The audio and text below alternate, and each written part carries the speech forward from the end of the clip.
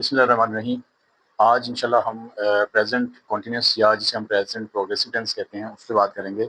और सबसे पहले हम इसकी डेफिनेशन को देखते हैं।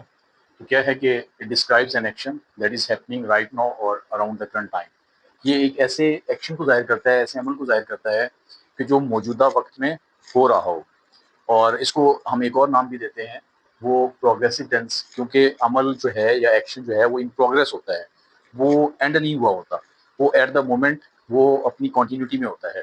तो इसी तरीके से अगर इसकी हम उर्दू के फ़िक्रों के अंदर पहचान करें तो वो रहा हूँ, रहे हो, रहे हैं, रही है, रही हो और रही हैं, इस तरह से आता है। तो डेफिनेशन के बाद हम देख लेते हैं कि इसमें हेल्पिंग वर्ब कौन सा इस्तेमाल होता है। तो हेल्पिंग वर्ब जो है वो हमारे पास इज़ है, एम है और आर है। बाकी जो मैंने आपको है अगर आप देखें तो टेंसेस से पहले जो मैंने एक वीडियो अपलोड की हुई है हेल्पिंग वर्ब के हवाले से कि किस टेंस में कौन सा हेल्पिंग वर्ब किस चीज़ के साथ इस्तेमाल हो रहा है, तो वो उसको लाजमी देखिएगा। बहरहाल इस वक्त हमारे पास प्रेजेंट कॉन्टिन्यूस टेंस के अंदर या प्रोग्रेसिव टेंस के अंदर हमारे पास जो हेल्पिंग वर्ब इस्तेमाल हो रहे हैं वो तीन हैं, इज़, एम और आर। एम जो है वो फर्स्ट पर्सन जैसे आई है उसके साथ इस्तेमाल होगा। इस जो है जितने सिंगुलर नाउन है आपके पास उनके साथ इस्तेमाल होगा, जैसे ही, शी, इट या कोई भी नाम है जैसे अहमद, अकरम, असलम, इस तरह से। और आर जो है वो यू के साथ और जितने प्लूरल नाउन्स हैं उन सब के साथ हम आर को इस्तेमाल करेंगे। तो अब हम इसका जो है वो स्ट्रक्चर देख लेते हैं। तो स्ट्रक्चर के अंदर देखें, जो हमारे पास अफर्मेटिव का है उसमें सब्जेक्ट है, सब्जेक्ट के साथ हम उस अकॉर्डिंग टू सब्जेक्ट जो है वो इज़, एम, आर और उसके साथ वर्ब की फर्स्ट फॉर्म और उसके साथ आई लगा रहे होते हैं।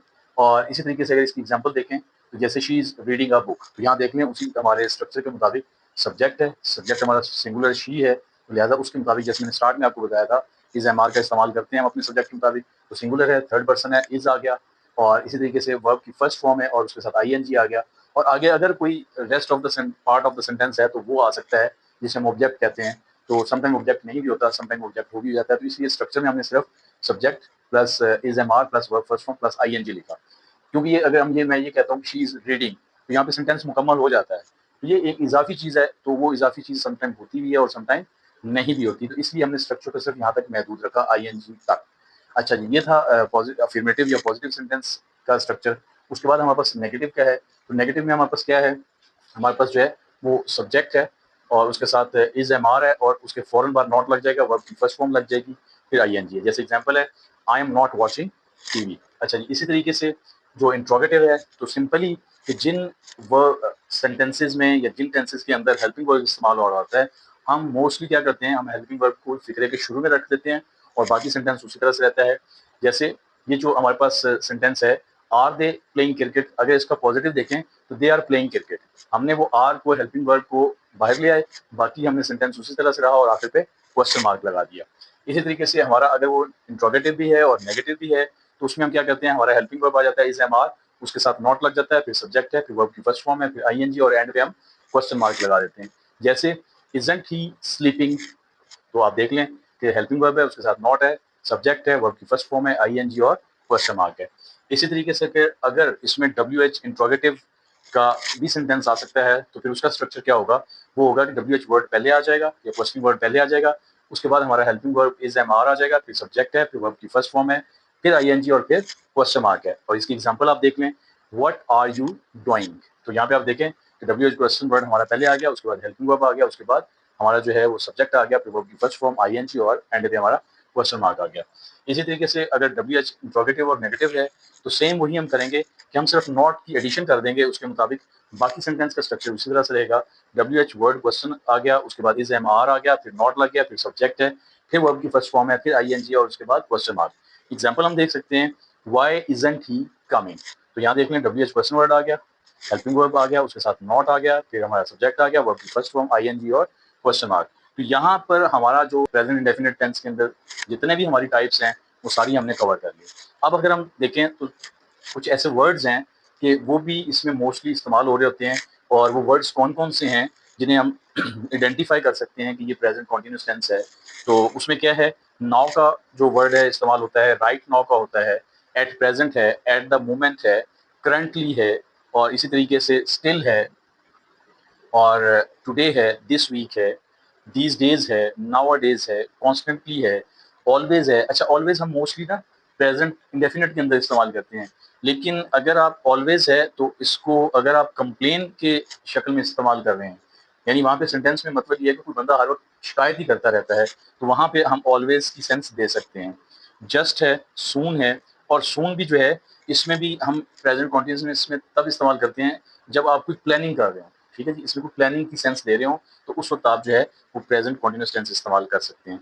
तो अभी तक जो है ये जो हमने अभी डिस्कस किया है वो हमने इसकी डेफिनेशन डिस्कस कर ली, इसकी टाइप्स डिस्कस कर ली, उन टाइप्स के हवाले से स्ट्रक्चर डिस्कस कर लिया, उसके बाद एग्जांपल्स आपको दे दी, आपको words that identify present continuous tense, वो वर्ड्स जो मोस्टली इस्तेमाल होते हैं वो दे दिए, और अब आप इसका स्क्रीनशॉट ले लें, और इसके बाद जो है वो नेक्स्ट हम देखते हैं कि अगली बात हमने प्रेजेंट कॉन्टिन्यूस टेंस में क्या करनी है। नेक्स्ट जो था वो ये ऐसा होगा कि ये जो मैंने आपको वर्ड्स बताए हैं जो कि इसको आइडेंटिफाई करते हैं, जो प्रेजेंट कॉन्टिन्यूस टेंस के अंदर इस्तेमाल होते हैं, जो प्रेजेंट कॉन्टिन्यूस टेंस के अंदर इस्तेमाल होते हैं, तो अब उनको एग्जांपल्स से और वाजे कर लेते हैं।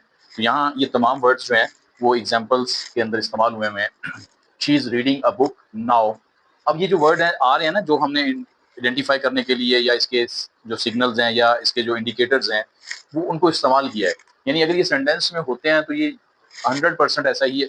अगर ये सेंटेंस में होते हैं तो ये जाहिर कर रहे होते हैं किसी भी एक्शन की कॉन्टिन्यूटी को। तो यहाँ पे नाउ जो है वो इंडिकेट कर रहा है कि ये प्रेजेंट कॉन्टिन्यूस टेंस है। इसी तरीके से I am talking to you right now, तो इसमें राइट नाउ जो है वो टॉकिंग की कॉन्टिन्यूटी को शो कर रहा है। He is working at present, तो एट प्रेजेंट इंडिकेटर है कि ये सेंटेंस प्रेजेंट कॉन्टिन्यूस टेंस का है। They are studying at the moment, तो एट द मोमेंट जो है वो इंडिकेट कर रहा है। बुनियादी तौर पर होता यह है कि यहाँ पे तो मैंने इसको कंप्लीट सेंटेंस लिखा हुआ है ना, तो होता यह है कि हम ये करते होते हैं कि जैसे यहाँ से हेल्पिंग वर्ब रिमूव कर दिया और इसका मेन वर्ब रिमूव कर दिया जाता है, तो सेंटेंस मैं एक एग्जांपल देने के लिए आपको बता रहा हूँ। जैसे पहला सेंटेंस ले लें, she dash a book now. अब नीचे वो 4 ऑप्शंस दे देता है समटाइम, कि वो एक ऑप्शन दे देता है वॉज रीडिंग, रेड, रीड्स और इज रीडिंग। तो अब बंदा कंफ्यूज होता है कि हम क्या करें। तो फिर जब वो सेंटेंस को पढ़ता है और जब वो उसके सेंटेंस के अंदर देखता है कि कोई ना कोई वर्ड इंडिकेट कर रहा होता है कि ये प्रेजेंट इंडेफिनिट है, ये फ्यूचर इंडेफिनिट है, ये पास्ट इंडेफिनिट है, या ये कौन सा टेंस है, तो यहाँ ये जो नाउ है वो इंडिकेट करेगा कि हमें जो है वो प्रेजेंट कॉन्टिन्यूस को सिलेक्ट करना है। तो बाकी जितनी ऑप्शंस होंगी वो आप एडजस्ट करके भी देखें तो इस नाउ की वजह से वो एडजस्ट नहीं होती। तो लिहाजा फिर हम ऑप्शन कौन सी सिलेक्ट करेंगे, इज रीडिंग की जो है वो ऑप्शन सिलेक्ट करेंगे। तो यहाँ पे सिर्फ मैंने आपको सेंटेंसेस में इसको इस्तेमाल करके दिखाया है। अदरवाइज होता ये है कि या तो हेल्पिंग वर्ब मिस कर दिया जाता है, या उसमें से मेन वर्ब मिस कर दिया जाता है, या दोनों स्किप करके आपको इंडिकेटर्स या ये जो वर्ड्स जो इसको आइडेंटिफाई करते हैं वो दिए जाते हैं, उसके साथ आपने उसको आइडेंटिफाई करना होता है जी। तो they are studying at the moment, at the moment indicate कर रहा है प्रेजेंट कॉन्टिन्यूस को।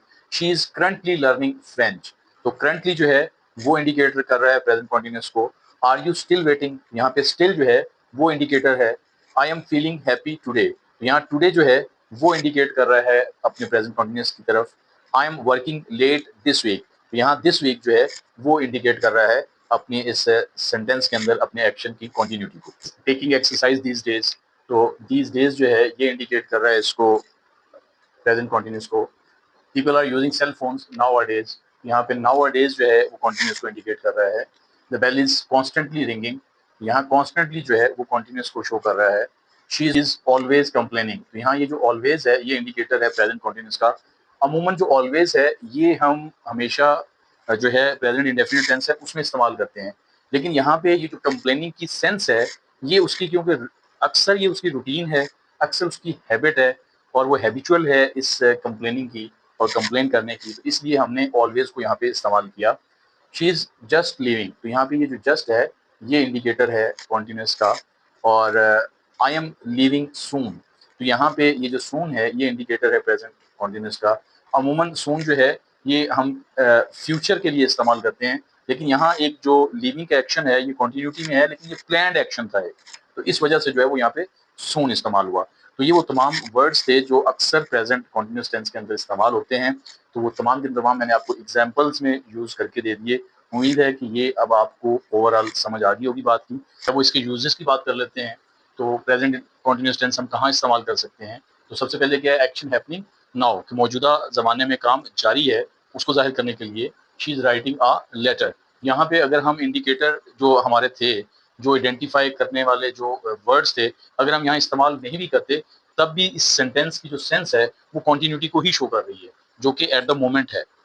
टेम्परेरी एक्शन, फिर हम जो है वो प्रेजेंट कॉन्टिन्यूस टेंस को जो हमारे टेम्परेरी एक्शंस होते हैं हम उनके लिए इस्तेमाल कर सकते हैं। जैसे सेंटेंस की सेंस बता रही है he is staying with his uncle, कि वो इस वक्त अपने अंकल के साथ क़याम पजीर है। तो यहाँ पे जो है वो स्टेइंग जो है वो एक टेम्परेरी एक्शन को शो कर रहा है, ठीक है जी। और बुनियादी तौर पे ये उसको इस तरह से नहीं है, जो वर्किंग या राइटिंग की सेंस थी वो यहाँ पे वो सेंस नहीं है, लेकिन वो जो कॉन्टिन्यूटी है उस स्टे की वो उसको शो कर रहा है, लेकिन ये स्टे परमानेंट नहीं है, ठीक है जी। प्लान फ्यूचर एक्शन, फिर हम जो है जो हमारे फ्यूचर के अंदर हमने कुछ ऐसे इवेंट्स या एक्शन जो है वो उनको प्लान करते हैं, तो हम उसको फ्यूचर में भी उसको शो कर सकते हैं, लेकिन हम प्रेजेंट कॉन्टिन्यूस का भी सहारा ले सकते हैं, जैसे I am meeting him tomorrow. इस तरीके से फिर एक और इस्तेमाल इसका ये है रिपीटेड एक्शन विद इरिटेशन, कि सम टाइम हम जो है कुछ ऐसे एक्शंस होते हैं कि जो हम इरिटेशन के साथ रिपीट कर रहे होते हैं और उनकी कंटिन्यूटी शो करते हैं, और ये हम जो है वो ऑलवेज और कॉन्स्टेंटली के वर्ड्स अक्सर इसमें इस्तेमाल करके फिर हम उसकी कंटिन्यूटी को शो कर रहे होते हैं। जैसे ही इज ऑलवेज शाउटिंग, तो यहाँ आप देख लें कि यहाँ पे एक्शन के अंदर जो है वो एक इरिटेशन पाई जा रही है, और वो ये ऑलवेज जो है उसको बहुत अच्छे अंदाज से जो है वो उसको रिप्रेजेंट कर रहा है। The phone is constantly ringing, तो यहाँ अगेन जो है एक एक्शन को रिपीट किया जा रहा है और वो कॉन्टिन्यूटी को भी शो कर रहा है, तो यहाँ पे फिर हमने इसको कॉन्स्टेंटली इस्तेमाल किया इस एक्शन के लिए। तो ये था जी ओवरऑल हमारा प्रेजेंट कॉन्टिन्यूस टेंस। उम्मीद है कि आपने इसका जो शुरू से लेके है और एंड तक है वो सब कुछ समझ लिया होगा। अगर इसमें आपको कहीं कंफ्यूजन आती है, आप इसको समझ नहीं पाते, तो आप जाकर कमेंट्स में वो बात मुझसे पूछें, मैं इंशाल्लाह उसको आपका रिप्लाई करूँगा, आपको सैटिस्फाई करूँगा उस हवाले से। दूसरा ये है कि ये जो इल्म है ये आगे दूसरों तक भी पहुँचाएँ, ताकि आपका भी फ़ायदा हो, उनका भी फ़ायदा हो। तो जो प्योर नॉलेज हमारा चैनल है उसको सब्सक्राइब करें, उसके बेल आइकॉन को प्रेस करें, ताकि जितनी भी लेटेस्ट वीडियोज़ हैं वो आप तक पहुँचती रहें। और अपनी दुआओं में मुझे ज़रूर याद रखिएगा। अपना और अपने इर्द-गिर्द का बहुत सा ख़्याल रखिएगा। अस्सलामु अलैकुम व रहमतुल्लाहि व बरकातहू।